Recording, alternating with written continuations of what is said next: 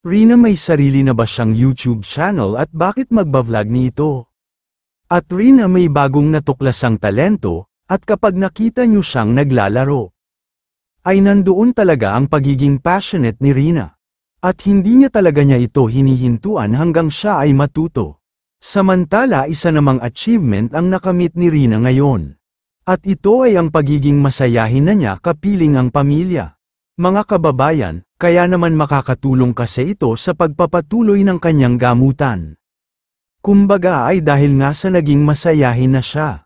At ating ma-conclude at naniniwala tayo na laughter is the best medicine. Ito ay ang ating gagawa ng reaksyon ngayon, mga kalingap. Pero bago ko umpisahan, ay isa munang pagbati sa lahat ng aking mga minamahal kong viewers at supporters na patuloy na nakasuporta at nakasubaybay sa aking YouTube channel. At sana'y patapusin niyo po sana hanggang sa dulong ng video na ito at para malaman niyo ang buong storya at kwento ni Rina. At isang mapagpalang araw, mga kababayan, lalo na sa ating ama na si Kuya Val Santos Matubang at Kalingap Rab. Ngayon kasi ang nakita at natunghayan na naman natin na naging masaya na naman ulit ang ating prinsesa kapiling at kasama ang kanyang pamilya. At syempre mga taong nakasuporta sa kanya, lalo na dito sponsor at nasa likod na pagtulong niya. Kaya naman ay naging maganda at para sa akin ay achievement na naman ito ng ating prinsesa.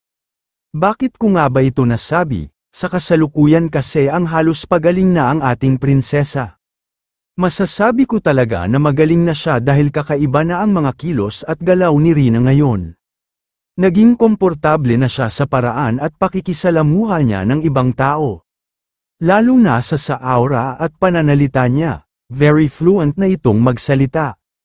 Isa talaga sa nakakatulong sa kanya para sa kanyang kondisyon. Kung ating napapanood sa upload o sa video call ng mga supporters at nag-organize sa pabahay ay abala si Rina sa pag-aasikaso ng mga gawaing bahay. Kasama niya dito ang mga kasama niya dito ay mga kapatid niya. Kaya naman ay ating mapapansin ngayon na isang environmental experience ang naranasan niya at ang pagiging socialization.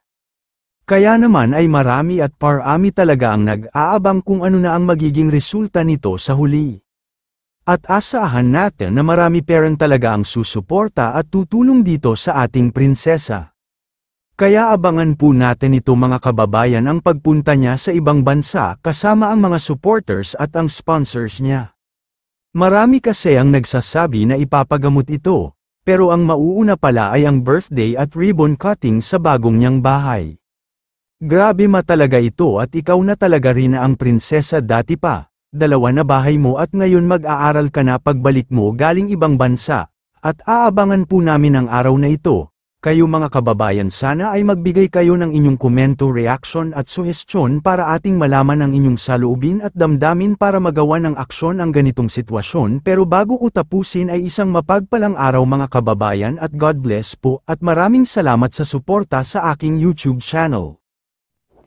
Hello everyone! Welcome back sa ating munting channel. For today's video ay malalaman natin kung si Reyna nga po ba ay sasabak na sa pagcha-charity vlogging nitong mga susunod na kabanata ng buhay ni Reyna.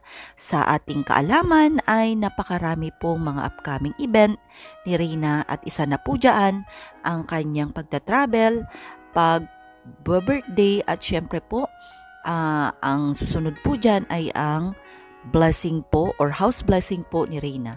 By the way, bago nating umpisahan ang video na ito ay gusto ko munang batiin ang aking sarili ng happy birthday for today.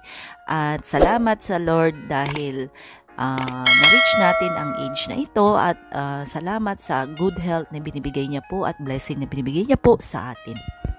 Lingid po sa ating kaalaman na si Reyna po ay isa pong viral sa social media na hanggang ngayon po ay masasabi kong namamayagpag pa rin kahit na hindi po siya nagpapakita sa social media. Napakarami pong nagtatanong na bakit nga ba daw hindi po mag-vlog si Reyna, ganun na sikat naman po siya. At marami pong nagsasabi na sana ay mapasabak po si Reyna nga daw sa pagbablog, lalo-lalo na po sa pagcha-charity, at bakit nga daw po hindi nag-aaral si Reyna? Ano po sa palagay ninyo? Para sa akin po ay mas mabuti po na magpagaling po muna si Reyna at magagawa niya po lahat yan pagdating ng panahon.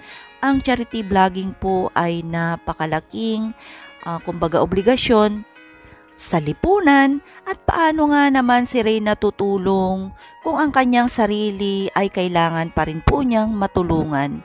Nakatulad ngayon ay sumasailalim pa rin po siya sa kanyang paggaling na sana nga po ay tuluyan ng gumaling sa mga susunod na mga araw. Kaya dapat po i-consider po natin ang kanyang kalagayan na sa ngayon ay kailangan po ni Reyna ng katahimikan, ngunit napakagandang environment na katulad nga po ng napabahayan na natin siya at magkakaroon na siya ng mas peaceful na kapaligiran, at sana po ang kanyang pag-aaral ay matupad dito nga po sa susunod na mga buwan. Yun lamang po ang aking masasabi. Ang aking palagay ay hindi pa po sasabak si Reyna sa humanitarian vlogging, ngunit kung mag-vlog man po si Reyna ay maganda po kung ang daily life po ang kanyang gagawin na talaga namang susubaybayan po ng napakarami sa atin dito na nagmamahal sa ating dalaga. Well, maraming salamat sa lahat ng ating mga supporters, solid viewers, mga bagong subscribers at mga magsusubscribe pa. Sana pakipindot po ang notification bell para updated po kayo sa mga susunod pang kabanata dito sa kwento ng buhay ni Reyna. At sa inyong palagay, ano naman po ang masasabi ninyo sa mga nanonood dyan? Marapat po ba na mag-humanitarian vlogging na si Reyna or sumama sa mga humanitarian vlogging na katulad po ng kanyang nakagawi?